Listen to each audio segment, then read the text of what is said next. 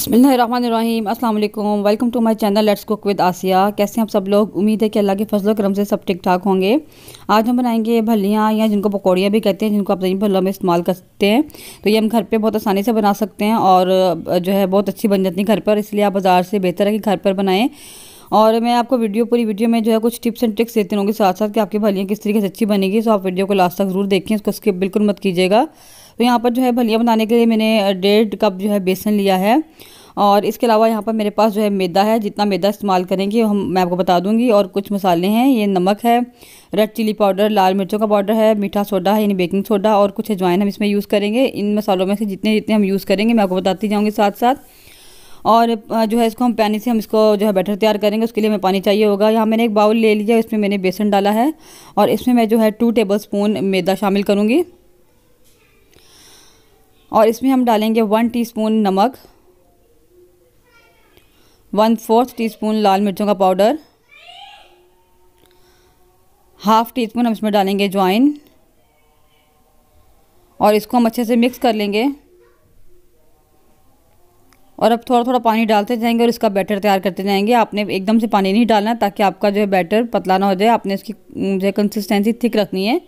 तो हम आहिस्ता आहिस्ता पानी डालेंगे और इसको मिक्स करते जाएंगे।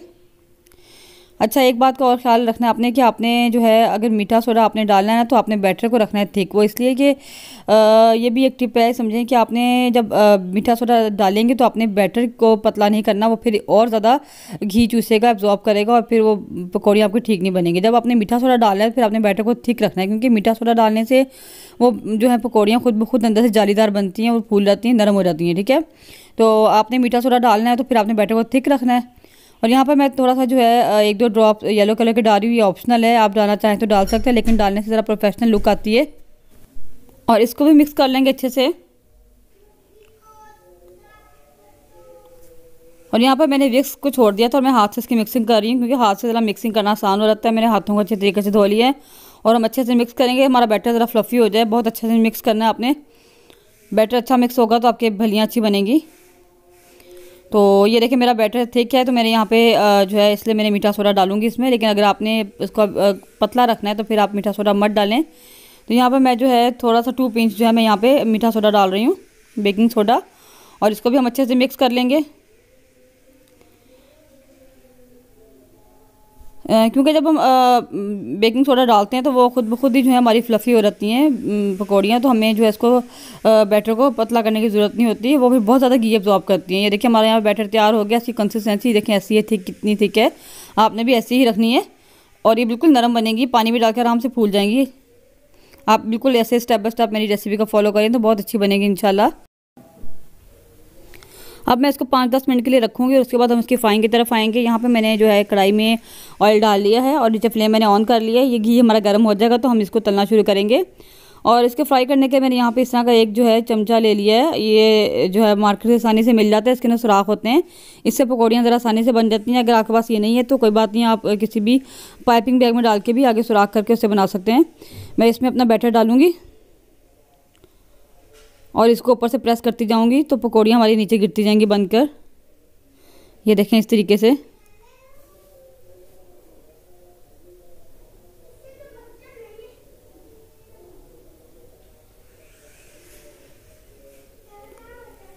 तो इस तरह मैं सारी बना लूँगी।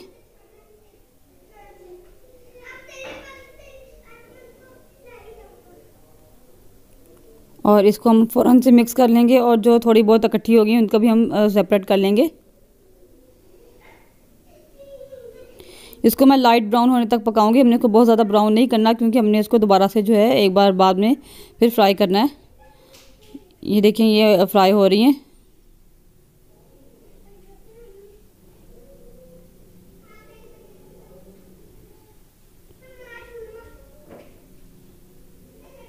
अभी इस तरह का लाइट गोल्डन कलर आया तो मैं इसको निकाल लूँगी। हम इसको बहुत ज़्यादा ब्राउन नहीं करूँगी।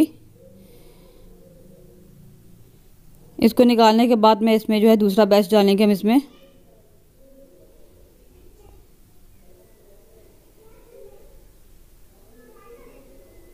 ये मैं दूसरी बार इसको मैं डालूँगी, बिल्कुल उसी तरीके से हम डालेंगे।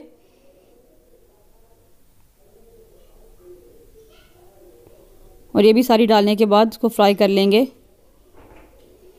ये मैंने सारी डाल दी थी और अब मैं इसको भी हमारी फ्राई हो गई। ये भी इनको भी निकाल लेंगे। और अब मैं इन सबको इकट्ठी जो एक दफ़ा फिर मैं अपने ऑयल में डाल दूँगी और इन सबको एक दफ़ा फिर फ्राई कर लेंगे ताकि ये दोबारा से फ्राई हो जाए, क्रिस्पी हो जाए, इन सब में एक जैसा कलर आ जाए। और अब आपने मुसलसल चम्मच चलाते रहना ताकि ये जल ना जाए, वरना कहीं से ज़्यादा ब्राउन हो जाएंगी, कहीं से कम, तो एक जैसा कलर नहीं आएगा। तो आपने इससे हिलाते हिलाते इसको जो है आपने अच्छे तरीके से फ्राई कर लेना है। अच्छा, आपने एक और बात का ख्याल रखना है कि आपने फ्लेम जो है वो मीडियम रखनी है। आपने इसको हाई फ्लेम पर नहीं फ्राई करना, वरना ये ऊपर से तो जल जाएंगी और अंदर से कच्ची रह जाएंगी। तो आपने इसकी फ्लेम जो है मीडियम रखनी है। ये इस तरह आपने हिलाते रहना है मुसलसल और फ्राई करते रहना है।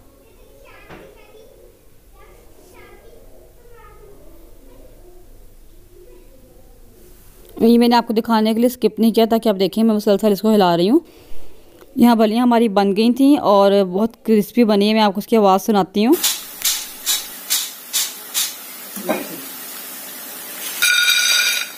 आपने देखा कितनी क्रंची हमारी भलियाँ बनी है और यहाँ सारी भलियाँ तैयार हो गई थी। और ये देखने में बहुत क्रंची होती हैं, लेकिन आप इनको जब पानी में भिगोते हैं तो बहुत जल्दी सॉफ्ट हो जाती हैं और खाने में बहुत मज़े की लगती हैं। उम्मीद है कि रेसिपी अच्छी लगी होगी।